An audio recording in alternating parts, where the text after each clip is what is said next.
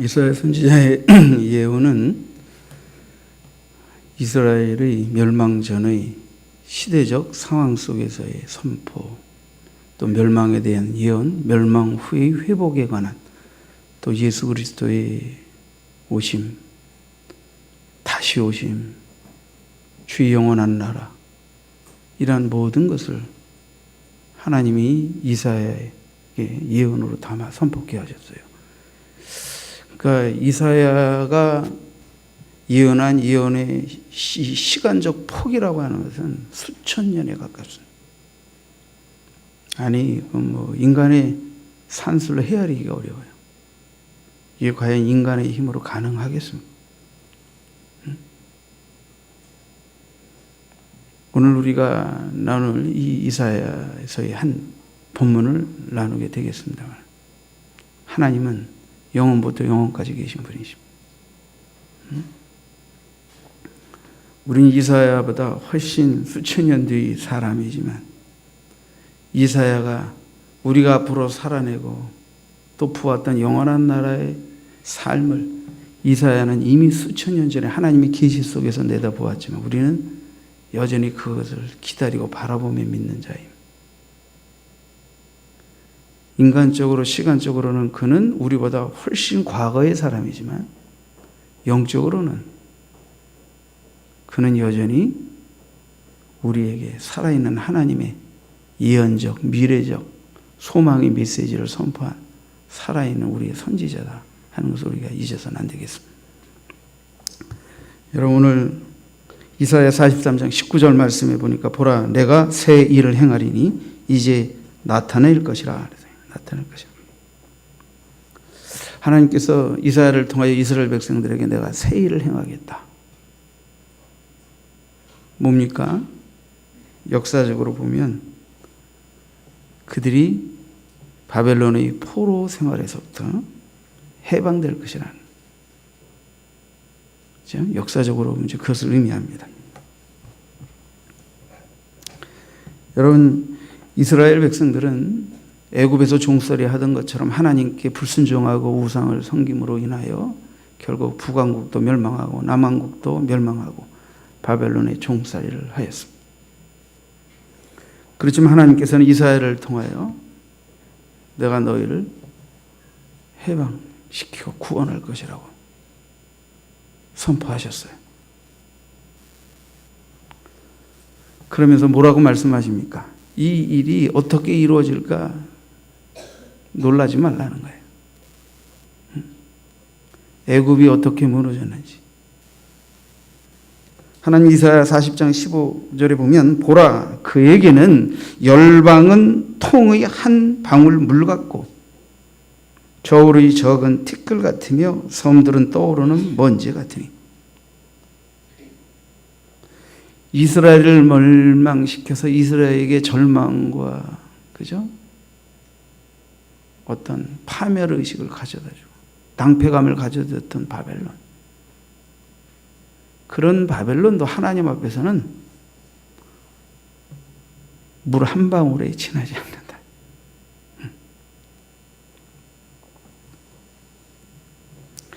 도대체 이 이스라엘은 어떻게 하다가 이렇게 포로 생활에 처하게 됐습니까? 그들은 이 43장 27절 이하에 보면, 끝절입니다. 내 시조가 범죄하였고 너희 교사들이 나를 배반하였나니 그러므로 내가 성소의 어른들을 욕되게 하고 야곱이 진멸당하도록 내어주며 이스라엘이 비방거리가 되게 하리라. 이스라엘의 제사장들, 지도자들, 교사들, 그리고 온 백성들이 다 타락하고 하나님을 배반했다. 그래서 그들이 성소에서 욕을 당하게 되고 그들이 저주를 입게 되고 열방의 비방거리가 될 것이라. 많은 이유가 있어요. 그러나 이스라엘이 멸망하게 된 가장 결정적인 이유는 우상숭배입니다. 또 다른 표현으로 하면 하나님이 택하시고 구속하신 하나님의 구원의 은혜를 잊어버리고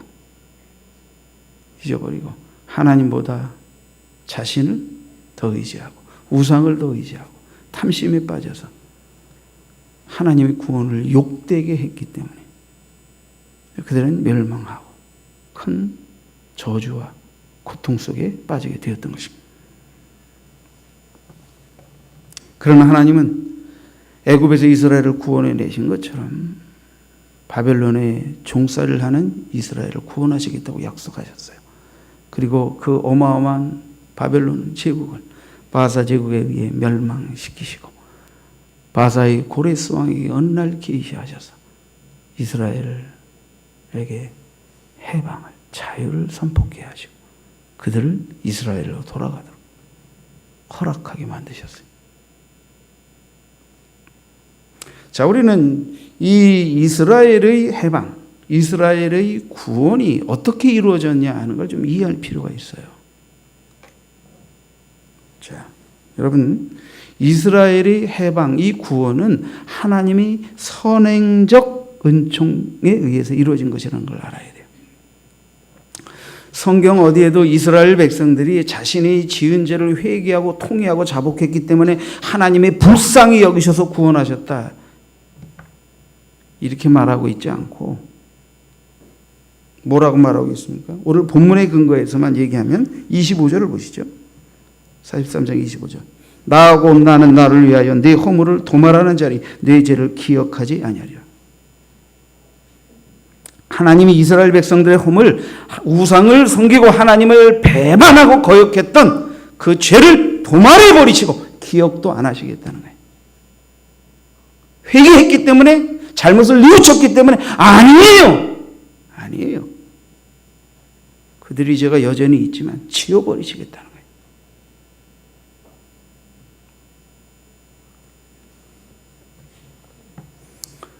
여러분, 이민족이 일제의 압제에서 해방된 것은 이스라엘 백성들이 해방된 것과 비슷해요.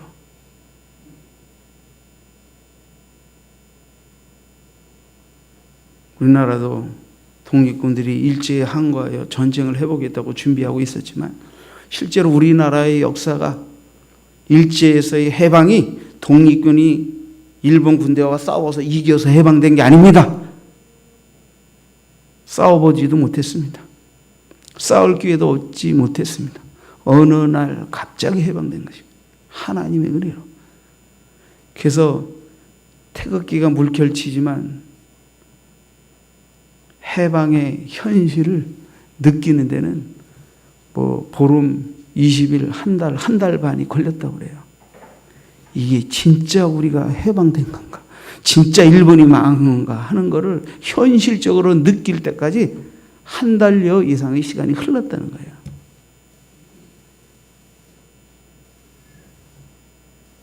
이것은 뭘 의미합니까? 이 땅의 해방이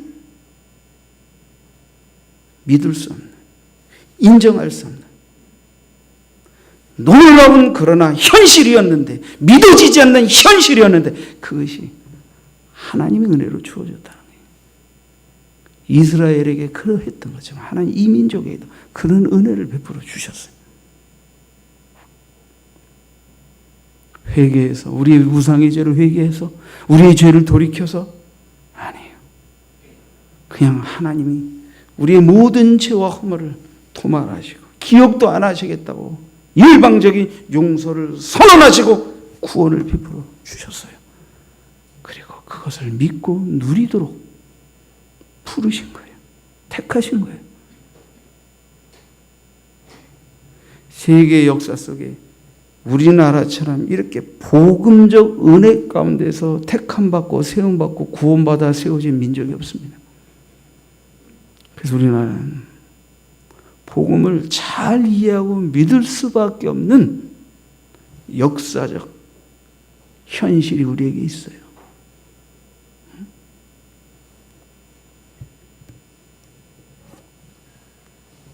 구원은 믿을 수 없는 하나님이 우리를 위해 이루신 구원을 믿고 받아들이고 누리는 것이 구원입니다. 우리가 구원을 위하여 할 일은 아무것도 없습니다.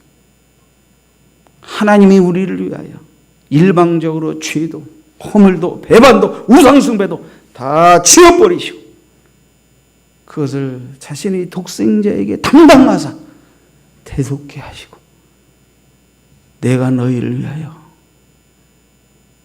선언한 이 용서와 구원을 믿고 받아들이고 누리라.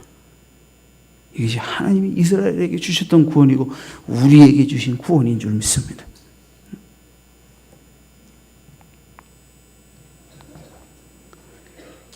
여러분, 두 번째 우리가 이스라엘 백성들에게 하신 하나님의 새 일은 자 해방하셨을 뿐 아니라 어떻게 했어요? 그들을 이제 팔레스타인이요 돌아오게 하죠. 먼 길이지요. 두 가지로 표현하고 있어요. 하나는 광야에 길을 내시겠다. 사막에 강이 흐르게 하시겠다. 그래서 내 백성이 고향으로 돌아오는 그 길, 약속의 땅으로 돌아오는 그 길에서 광야에서 방황하지 아니하고 길을 잃지 아니하고 목말라 죽지 않게 하시겠다. 안전하게 인도하시겠다. 19절 이하에 보시죠. 보라 내가 새 일을 행하리니 이제 나타낼 것이라. 너희가 그것을 알지 못하겠느냐. 반드시 내가 광야의 길을 사막에 강을 내리니 장차 들짐승 곧 성냥이와 타조도 나를 존경할 것은 내가 광야의 물을 사막에 강들을 내어 내 백성 내가 택한 자에게 마시게 할 것임이라. 하나님이 광야를 통과하는 동안 길을 내시고 강을 내셔서 마시우게 하셔서 덕분에 들짐승들도 해갈아요. 그들조차 하나님의 행하신 일을 존경하게 될 것이죠. 이렇게 행하시는 내가 택한 자, 내 백성을 인도하시기 위해서 그렇게 하셨다는 거예요.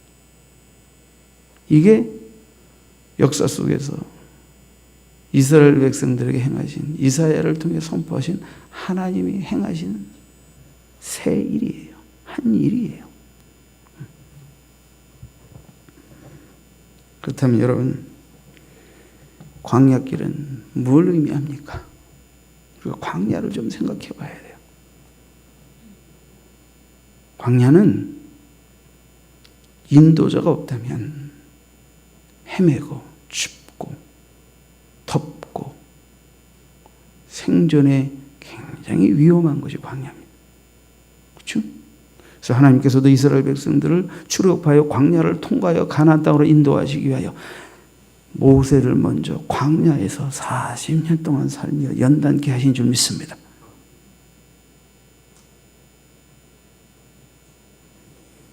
하나님 우리를 광야의 길에서 인도하신다는 것은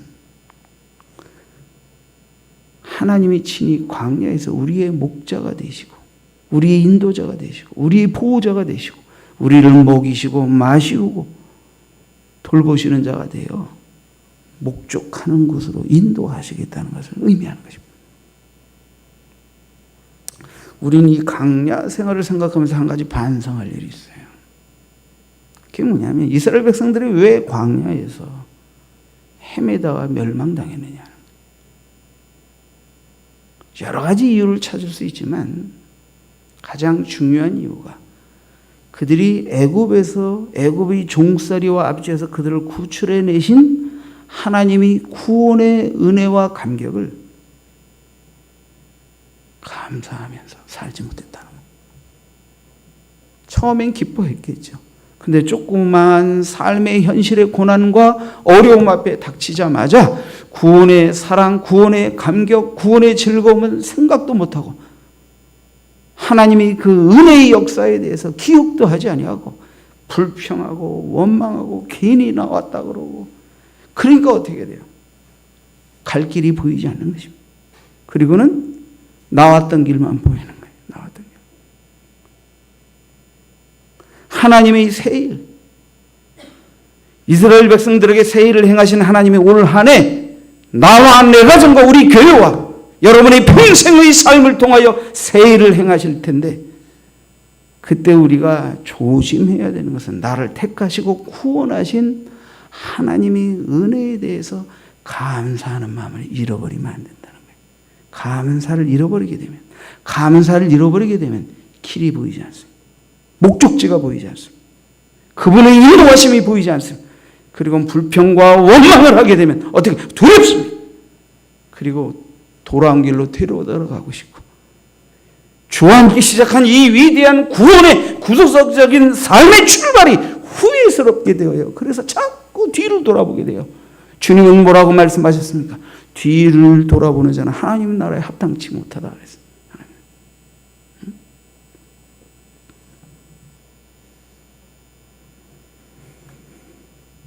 여러분, 사막에 강을 내시겠다. 이 생명수죠. 사막에서. 그래서 이 사막에서 제일 귀중한 것이 우물입니다. 오늘 우리가 사는 삶에서 가장 귀중한 게 수돗물은 아니죠. 왜 그래요? 지천에 널려 있고 아무 때나 수도꼭지만 들면 물 나오니까. 그러니까 우리는 그걸 가장 귀하게 여기잖아요. 그러나 사막에서는 가장 귀한 게 우물이에요. 샘을 파는 거예요. 우물을 얻는 거예요. 그게 생존에 아주 필수적인 거예요.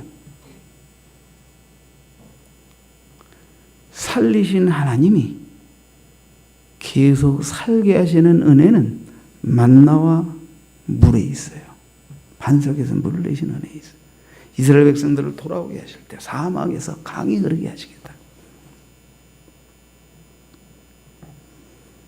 하나님께서 예수 그리스도를 우리의 인생길에 길로, 진리의 길 되신 주님을 우리를 향해 보내주신 줄 믿습니다. 우리가 예수를 믿고 거듭난 순간, 진리가 우리 안에 들어오는 순간 광야와 같은 인생길에서 어찌해야 할지 모르고 어디로 가야 할지 모르는데 길이 보이는 거예요. 그분의 인도가 느껴지는 거예요. 그분의 보호가 느껴지는 거예요. 바로 그분은 우리의 목자이시며 우리를 인도하시는, 우리가 나아갈 길이시기 때문에 그렇습니다. 그분은 그 백성들에게 약속하셨어요. 너에게 성령을 보내주시겠다는 거예요.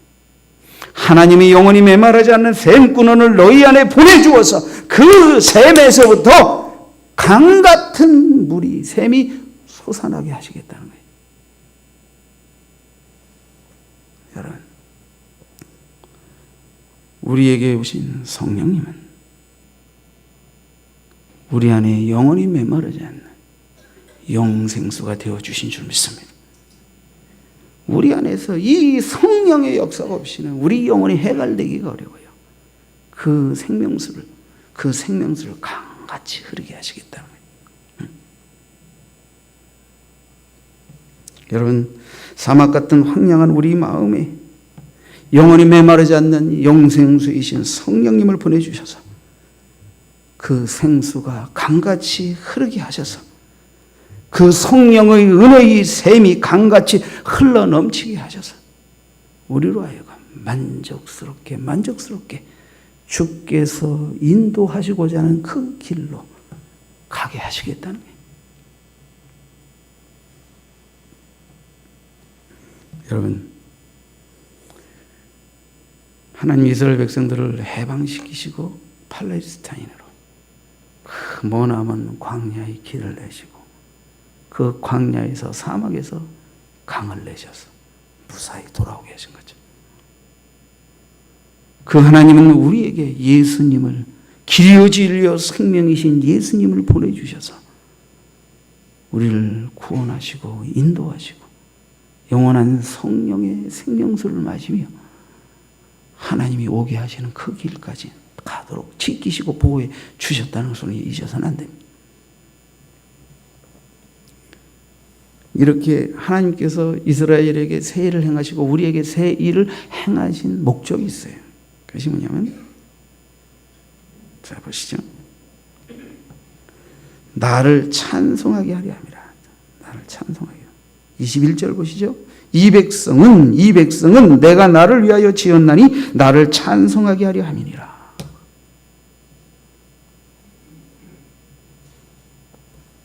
하나님 말씀하시면 내가 너를 지었다. 타락하고 떠나간 그들의 죄를 도말하고 또다시 그들을 위하여 예수를 보내셔서 대속을 베푸시고 그를 믿는 모든 자들을 다 나의 백성, 나의 택한 하나님의 친백성으로 삼으사. 어떻게 해요? 원래 하나님이 창조하실 때의 그 목적에 맞는 삶을 살도록 부르셨는데, 그것이 뭐냐면 나를 지으시고 나를 구속하신 하나님을 찬송하며 살게 하는 거예요. 그럼 하나님을 찬송하며 산다는 것이 어떤 것입니까? 구체적으로 몇 가지를 43장 내에서 찾아보시겠습니다. 4절을 보시죠. 43장 4절.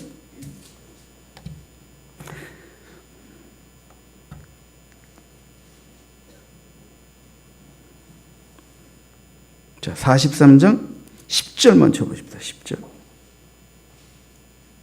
10절 보시고 10절에 보면 나 여호와가 말하노라 너희는 나의 증인 나의 종으로 택함을 입었나니 이는 너희가 나를 알고 믿으며 내가 그인 줄 깨닫게 하려 함이라. 너희 전에 지음을 받은 신이 없었느니라. 나의 후에도 없으리라. 나의 증인. 다시 말하면 하나님만이 살아계신 유일하신 우리 영원한 목자가 되신 하나님이라는 것을 보고 체험하고 증언하는 증인으로 택함을 받는다. 그러니까 우리가 하나님을 찬양한다는 것은 하나님이 행하신 일을 우리가 목격한 그대로 증언하며 찬양하는 자가 되는 거예요. 그렇죠? 4절을 보시죠.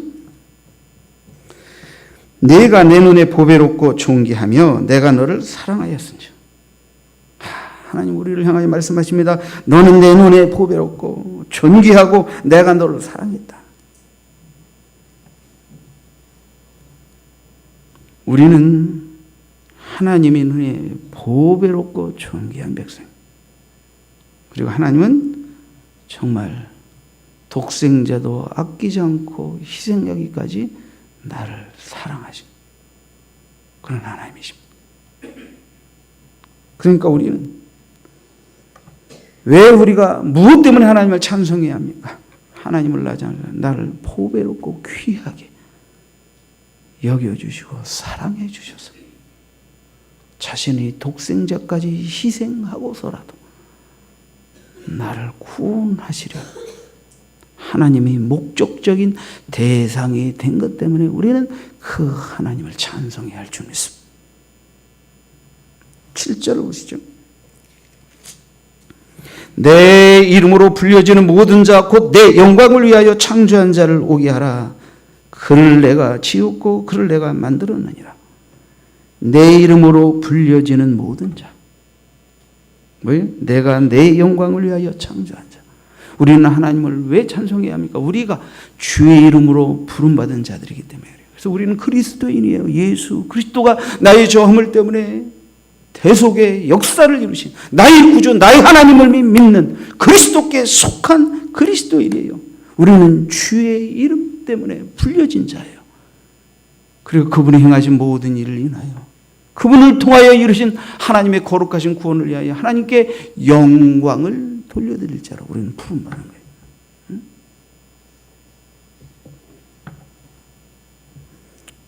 우리는 그래서 여호와로 말미암아 자랑하며 살아야. 오늘 43장은 아니지만 이사야서의 곳곳에 보면 하나님의 백성들은 하나님이 행하신 일을 자랑해야 됨을 언급하고 있어요. 41장 16절에 보니까 이스라엘의 거룩한 이로 말미암아 자랑하리라. 이스라엘이 거룩한 이로 말미암아 자랑하는 백성이 돼요. 45장 25절에 보면 여호와로 말미암아 의롭다함을 얻고 자랑하리라. 여호와께 그 모든 죄와 허물을 강가함을 받고 용서받고 구원받고 친백성으로 나옴을 허락받은 그 의롭다함의 은혜를 인하여 자랑하는 백성이 되게 할 것이다.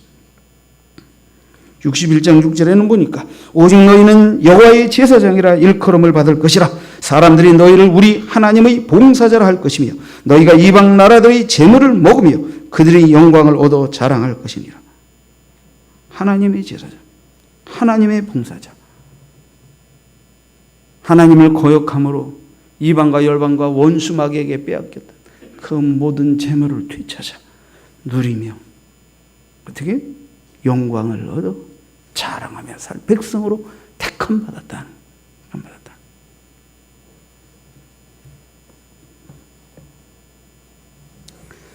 사랑하는 성도 여러분, 이스라엘 백성들은 왜 멸망을 당하고 포로 생활의 고통을 겪어야 했습니까? 이미 말씀드렸지만 우상 숭배 때문에. 달리 표현하면 하나님이 구원해 주시고 구출해 주신 구속의 은혜를 잊어버리고 그 구속의 은혜에 대한 감사를 잃어버렸기 때문에. 하나님의 새 일은 하나님의 선행적인 구원의 은총으로 주어졌습니다. 그리고 그들에게 믿어지지 않는 현실로 성취되었습니다. 그리고 그들은 그들의 스스로의 노력이나 힘으로가 아닌 하나님의 일방적인 은혜와 은총으로 그들에게 허락된 해방과 자유와 구원의 기쁨을 인하여 하나님께 감사하며 찬양드리지 않을 수 없게 되었습니다. 그들은 다시금 하나님의 증인으로 하나님을 자랑하는 자로 하나님께 존귀하고 보배로운 자로 사랑 입은 자로 선 그들은 이제 하나님이 우리에게 행하신 일을 인하여 그 영광을 찬양하고 찬송하고 자랑하며 사는 민족으로 세워지게 된 것입니다.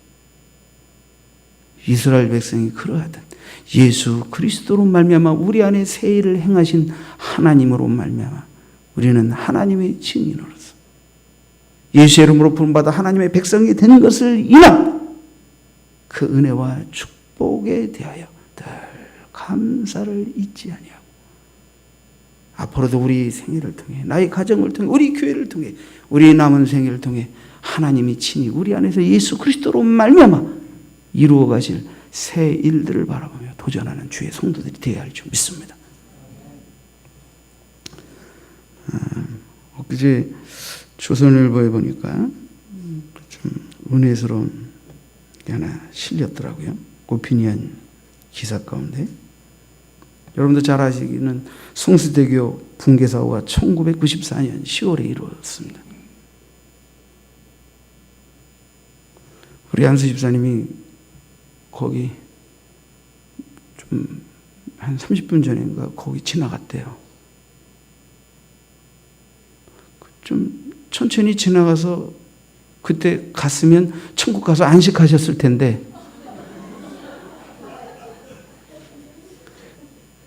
이제 구원에 확신이 있고 구원받은 백성이니까 내가 이렇게 얘기하지만 그래도 이렇게 말하면 안 되죠, 그죠? 우리 안수사님 그때 미리 지나가서 살았어. 살았어. 근데 여러분 그 붕괴 사고로 인하여 믿지 않는 자, 믿는 믿음의 자녀 많이 죽었습니다. 그 중에 한 놀라운 기사가 조선일보에 났기에 여러분에게 인용해서 좀 간증을 드리려고 합니다.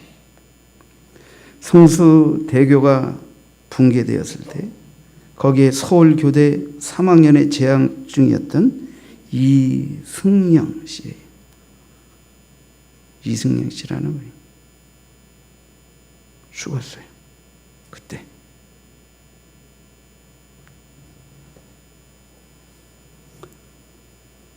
어머니는 이게 여기 기사에는 이게 아들인지 딸인지 잘 모르겠네. 그냥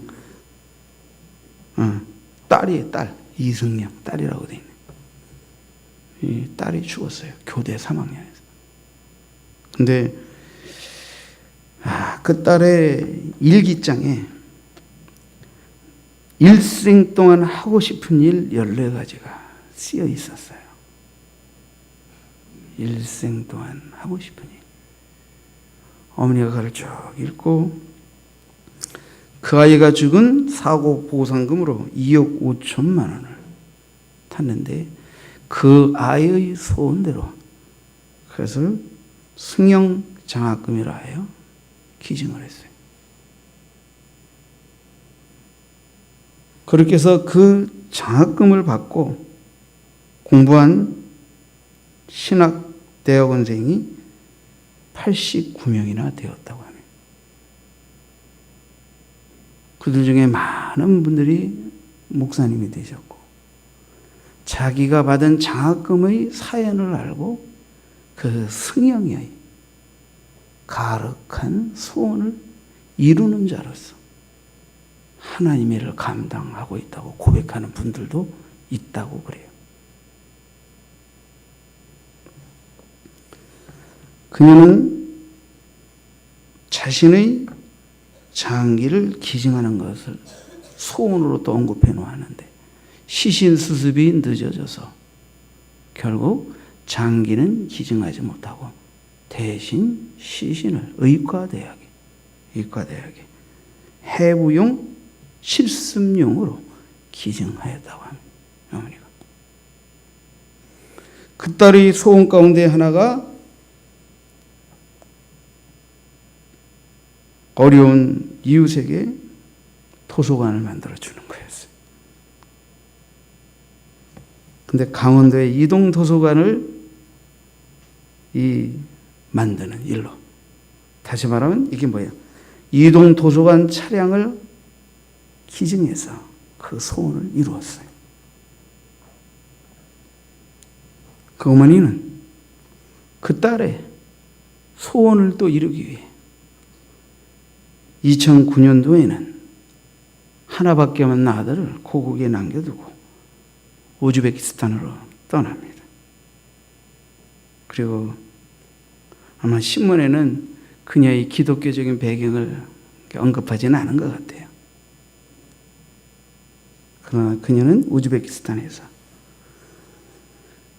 그 딸이 믿었던 하나님, 그 딸이 평생에 여러 가지 소원으로 일기장에 적었던 그 소원을 이루는 자로서 그녀를 통해 하나님이 하고 싶었던 일, 그녀는 죽었지만 그녀의 일기 속에서 그 어머니에게 살아 움직여 어머니를 통하여 승령이를 통하여 주님이 명하신 그 새 일은 지금도 우즈베키스탄에서 이루어지고 있습니다.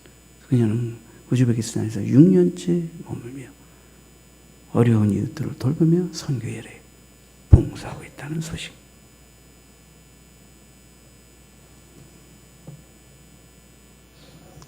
여러분, 하나님이 이스라엘에게 새 일을 행하셨습니다.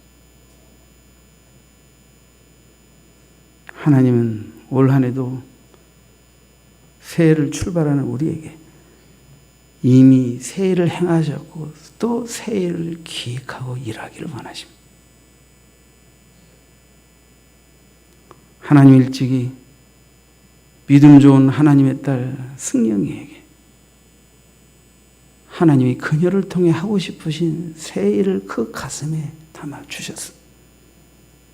그러나 그녀는 친히 그 일을 이루지 못하고 성수대교 붕괴 사고라는 안타까운 재난 속에서 아까운 생을 마치고 하나님 나라에 갔습니다.